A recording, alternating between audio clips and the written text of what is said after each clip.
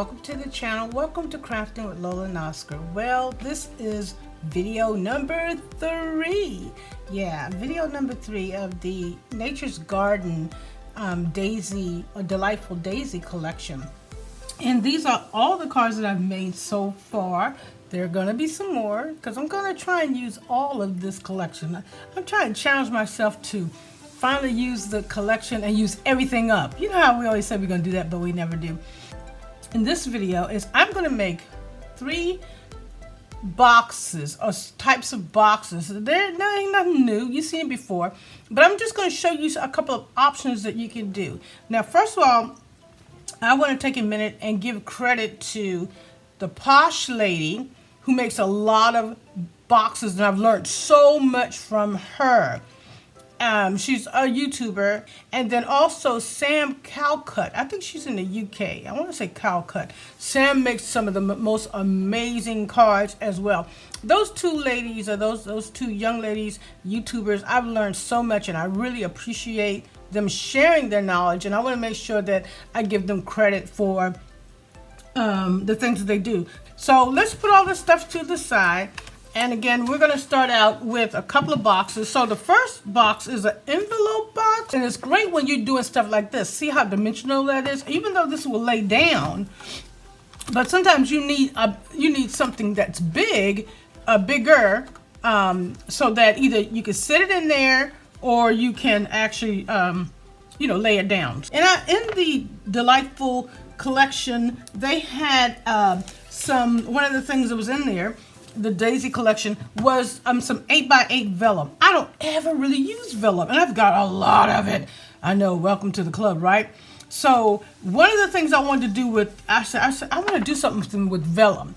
So the first project is going to be using this vellum, and then hopefully I will actually start doing some more projects. So if y'all want to see me do something with vellum, just let me know. And I know somebody even asked me if I had anything with doing anything with acetate. So I'm going to try and work on that. So this is, now I know you're like, what in the world? I'm going to explain. So this is an enveloper box, as they call them. And I use my Crafter's Companion enveloper. I use my enveloper. So many of you all may or may not know what this is. I have a video out talking about how to use it, but in general, you can actually make what looks like a box, but it also looks like an envelope. So they call it the enveloper. And then it comes with some guidelines that tells you how much, it tells you, okay, this is the size of my project. And then if I wanted a 1-inch deep. So like for me, for this card that I'm doing, the box that I want, it's a 6x6. The card is a 6x6, but I brought it up just because my card that I want to put in it is dimensional. So I said, oh, you know what? Okay, I want a 6.5 by 6.5. So when you go 6.5 by 6.5, and you just go all the way across, it tells you exactly how much paper you need. Okay, it tells you the size, so you need 11 square, and then it tells you what letter, and I'll show you that, what letter to put your paper on. So first you do 11 by 11 square piece of paper, and then over here it tells you the levels. So it tells you the letter, which is I and J, the letters I and J, and levels 1 and 4. Now what that means is when you put your piece of paper that's 11 by 11 on here, these are the positions right here. 1, 2, 3, 4, and then here is the letter. And all you do is you put the paper in, position number 1, you go to I, you score. Then you go up to number 4, position number 4, J. So it's IJ, IJ, IJ, IJ, position 1 and 4, position 1 and 4, position 1 and 4, position 1 and 4. Very, very simple. I don't think you can do this outside of using something like this. I don't know. You'd have to figure it out, but I know this is a great, great tool. Okay.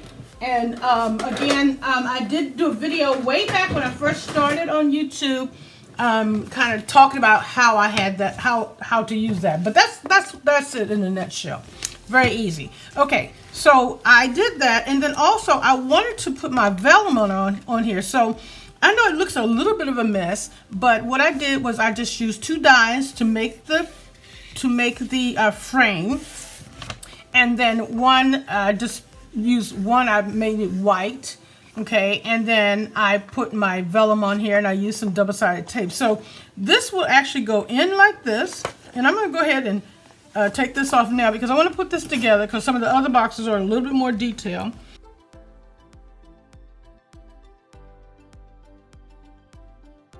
All right, so now what I did, because I wanted it to be sturdy, I just took some chipboard and put it on in these little sections right here. So this is where it would be. And right now, see, it's kind of flimsy, but when I go to close it up, it's gonna be, I like to think, more sturdier. We're gonna see. So I'm gonna go ahead and take a piece of double-sided tape. I don't want to use glue because this paper is it's not really thick. And I'm afraid that it might end up whelping. So I'm gonna use double-sided tape just to be on the safe side, because I know that way I know for sure it will stick. And this is an envelope box. And again, I wanted to definitely say welcome to the channel, all the new subscribers. Just in the past week, I've had so many new people, and I so appreciate it. I hope that you do like the videos. I hope that I'm saying something or doing something that encourages your heart. I really do. All right, so again, I'm going to put this piece of chipboard. It's like about 1 inch and about 5. You know, it's just to cover this space here. And again, when I bring this together, it will be a little bit more sturdier. Now, these kind of envelopes, they do come, and actually I've gotten some from Crafter's Companion. They come, you can buy them on HSN. So this is the same type of envelope. I just put it together, and it comes in a pack, but it takes a little minute to kind of get it still squared off. I don't know what that's about.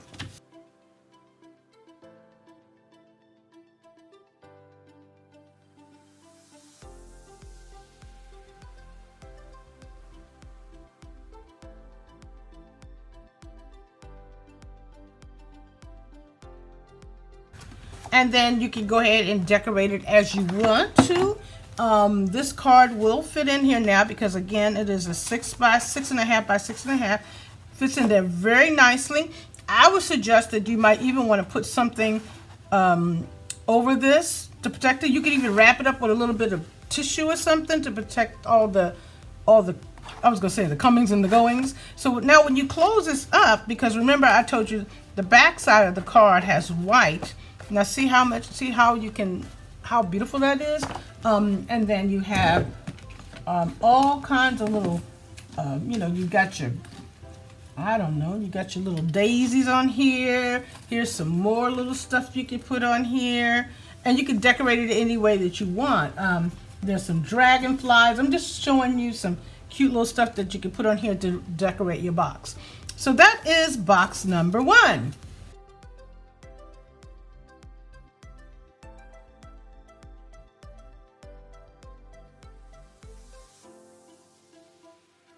Okay, box number 2. Let's go to box number 2. So box number 2, if you guys might have remembered, and I have a video up on the channel showing this. There's some here. I don't know what happened to it. This is the very first box. This box, not the very first box, but this box is called a book box because it looks literally like a book. I made this with some stationery stuff a long time ago, and I used some glossy accents. It's just really, really, really pretty.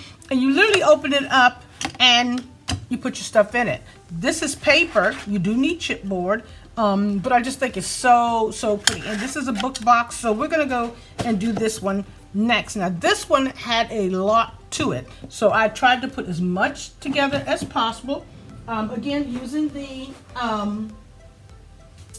the collection, the Nature's Garden collection. And let me see if I can, what's the best way to do this?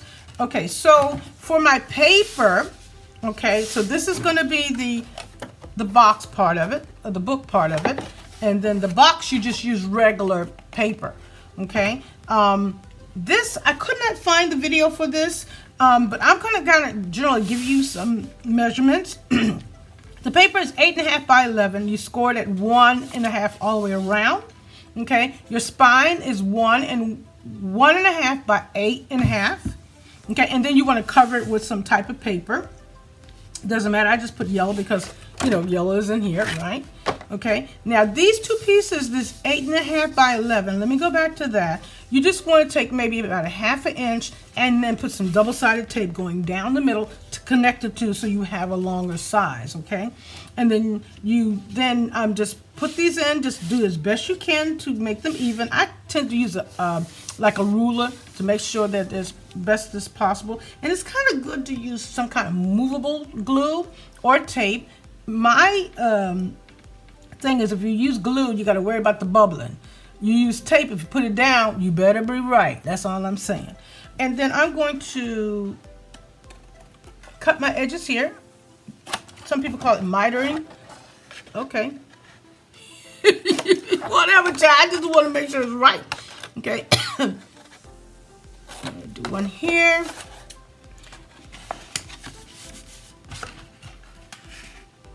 You know what? I should have lined this. I forgot to line this. Oh my gosh, you guys, I've been working on this all day. No, I don't have to line it. You don't necessarily have to line it. Even though, see, like this one I didn't. You can. This one I might maybe just put it down temporarily. But I'm gonna go ahead and put this down here first. And I might go back and I'll just maybe just sit the boxes in here temporarily. Then I'll go back and I'll put some lining.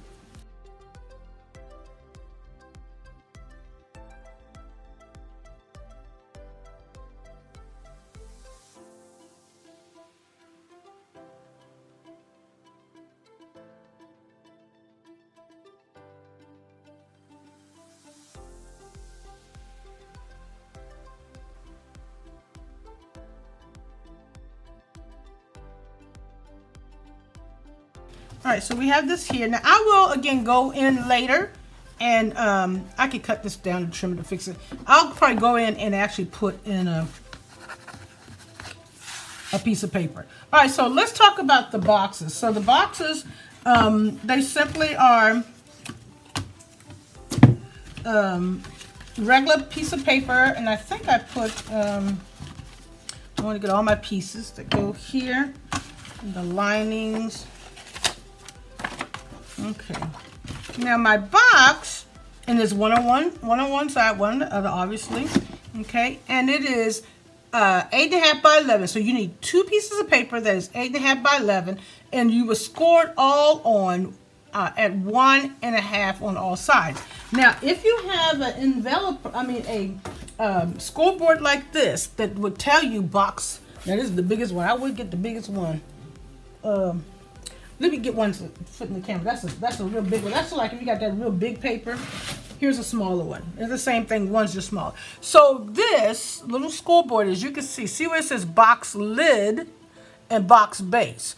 So for whatever's going to be the lid, you make sure you put it over here and you score it at 1.5. And then the base or the bottom, you put it over here and then you score it at 1.5. So you just go 1.5 in over here. And that's all you do. And that is what makes the difference between that slight little bit of inches, even if it's not even that, it's just a slight difference. And that's what's going to help your lid to go over top of your box. That's the bottom line. So you got to make sure that you have one on one, this one side and the other side, one on the other side. And then your box, no matter what kind of box it is going to close correctly. It won't be all tight and snug and all that kind of stuff, okay? So I've already did the first one, and then I put some mats and layers around it. For the inside, I just cut a piece of paper that would fit on the inside, and I think this was about, let's see, about 7, not quite 8 inches, and about 5.5.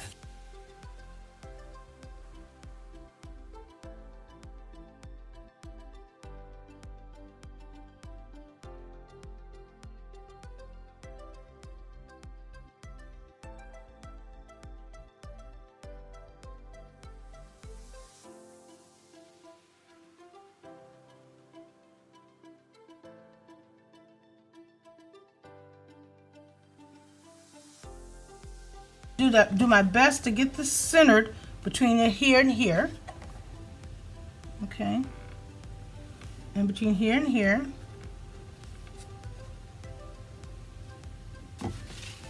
Oop.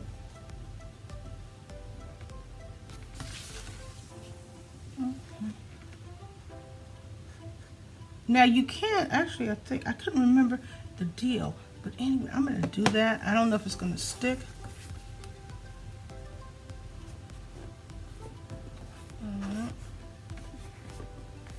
It may not stick too good because it's not enough tape on here. But this is, and then when you open it up, and again, because I don't have enough tape on it, but when you open it up, you'll have a beautiful box like this. Just like this. This one opens up nicely. That's because it's all glued together. Okay, so there we go with that one. So the wraparound box has a lot of moving parts. So let's just first, I think we'll go with the box part of it. Okay, lots of parts. And I'm going to pull all this out because some of this I have put together because just to, to expedite time. All right, so the first part is it's the box part. And you would need just a simple piece of paper that's 12 by 12, a ½ inch and 2½ at all sides. And then what you want to do to fortify it, because as you can see, it's just paper. So for the sides, what you'll need, and these are just reinforcement to make make it much stronger. So what you need is like 2 that'll be 7 by 2, and then 2 that's going to be 6 7/8 by 2, and then make sure that you cover them before you go ahead and put them into the box. Okay, so I've just left 2 so that you can kind of see how it goes. Okay, so I'm going to go ahead and put some glue on this and glue it down.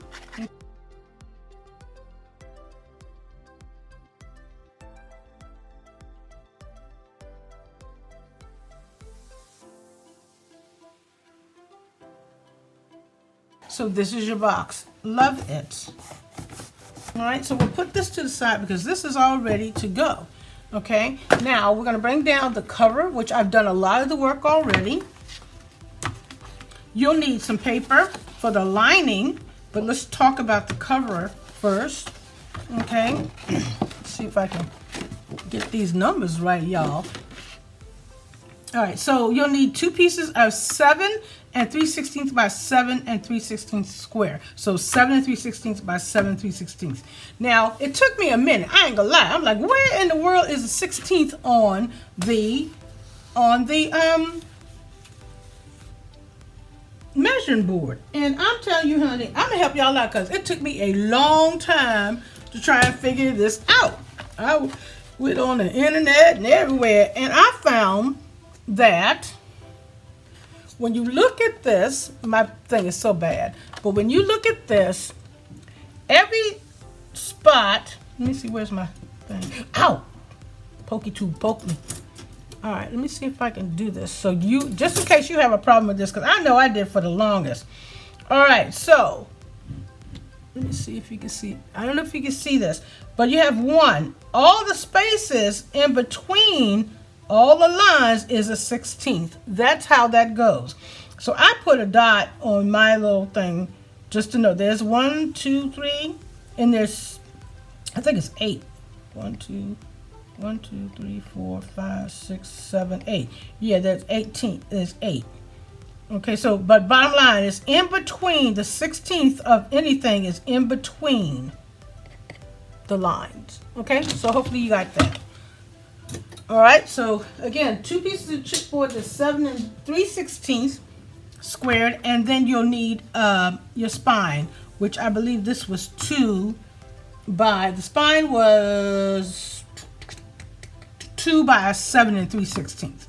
Okay, now this is where I ended up having a little bit of a problem because the paper, her instructions said do one thing to connect it to one end, but it was too short. I was like, this is crazy. I keep looking at this.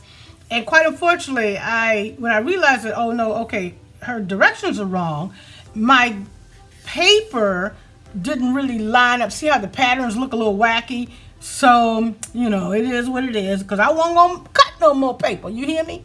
So I cut my 8 and a half by 10, connected them with about 1/2 inch. Okay, and then that's how I did that. Now, when you turn this over, because I have it connected to a spot, to a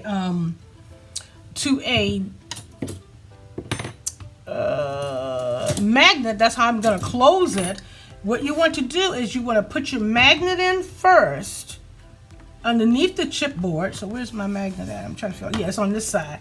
Put your magnet underneath your chipboard and then put down everything. Okay. If you don't want to use a magnet and you want some other way to close it, if you're punching holes, you know, or doing something else, that's fine.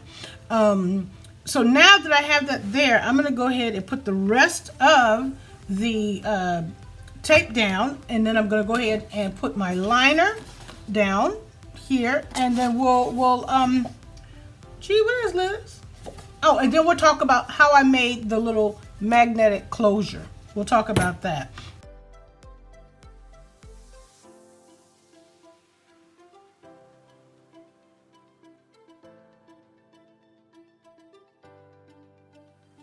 All right, so we have it like that. Now, here's the main thing, is that my magnet is over here, okay?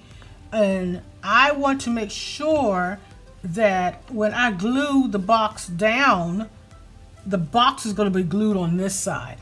So make sure when you do this, you know which side you want your box to be and what's going to be your opening, okay? And where your magnet is going to be and all that stuff. So, and then, you know, again, going back to the pattern paper, that kind of messed me up, but I think it'll be all right. I'm not going to sweat it. So my lining is a piece of 11 5/8 by 7 2/16. Now I could always go in here and use this, but I'm afraid I'm going to use my Harmony ink pad. It's called Fig Tree, and just go around the edges so it won't be so white. And I'll just do that. Even though most of this is going to be covered up, I'll just do it because you will see some of it. Okay, just to give it a little oompah. So we're going to put the first piece down here. Again, my box is going to go here. So when we connect the box, it has to be connected to this part and this part. And then this is going to be the part that lifts up. Okay? So,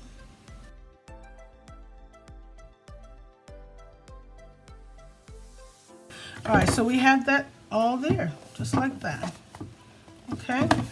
And again, that's there.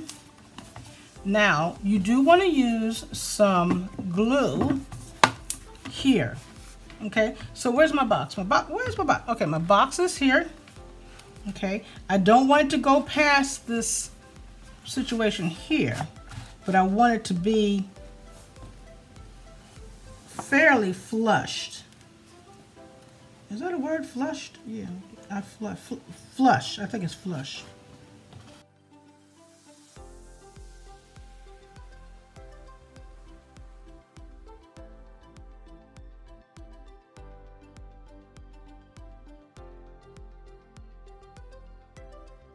So now this, again, is our wraparound box. So because my pattern was messed up a little bit, again, make sure my magnet is right there. Here is my fastener. What I've done is I've used a buckle, kind of like a little buckle die that is from one of my other collections. It's from the Precious Memories collection. You guys, anybody who knows this, it's making all kinds of things for memory books. And in this particular die set, there is this little buckle, and to make like a little buckle. So what I did was I cut this on 3 pieces of paper, white. I enclosed my magnet, and then I just covered it with this piece of paper, and so that it sticks. and then I just formed it around, and then the next step simply would be is to just close it right here. So first of all, I want to make sure that I've got my magnet where I want it to be. And I'm not one for center and stuff. I try, y'all. Oh, if you don't know, I do. Okay, so that's there. And then I'm gonna flip this up and put this here. Oops, okay, we got it. Okay, and now I'm gonna come over and I'm gonna put a piece of double-sided tape. And you know what? No, I think I'll put some glue. Probably put some glue, and then I'm gonna tape it down. So I'm gonna put some glue. I'm gonna use tacky glue because it will stay longer and stronger, so to speak. I don't know. I think all this stuff kind of, sometimes it just depends. You just have to pick your poison, y'all. Pick your poison. All right. So let's flip this back over. Attach it to where my magnet is again, which it connects perfectly. Then I'm gonna turn this over like this, and then I'm gonna press down, and I'm gonna press down on it. And I did a little version so it sits right on this part right here, but I'm not gonna mess with this for a while because I want all the glue to sit. So there are our 3 boxes. This is the wraparound box, okay? You have the enveloper box with the vellum. And again, these are great boxes for dimensional cards. We'll do that one like that. And then we have our book box, which is another great box that you open up, and then you can put this. I love this because you can put, again, anything in this box, as well as this one. This would be great for like 6x6. Like if you had a whole bunch of 6x6 cards and envelopes, this would be great because it's 6x6 basically, a little bit, maybe a little bit bigger. And then this is a 5x7, and you can put a whole bunch of neat stuff in this one as well. And then I'm gonna tell you a little clue. You're like, well, how do I know what's the box space and what's, because remember, you cut these on different sides of the measuring board. What I did was I just found out, because I noticed that my patterns are different. See how the pattern is different? So I know that this is got to go into this, and then that's the way it closes up easy. Okay? All right, so that is it, guys.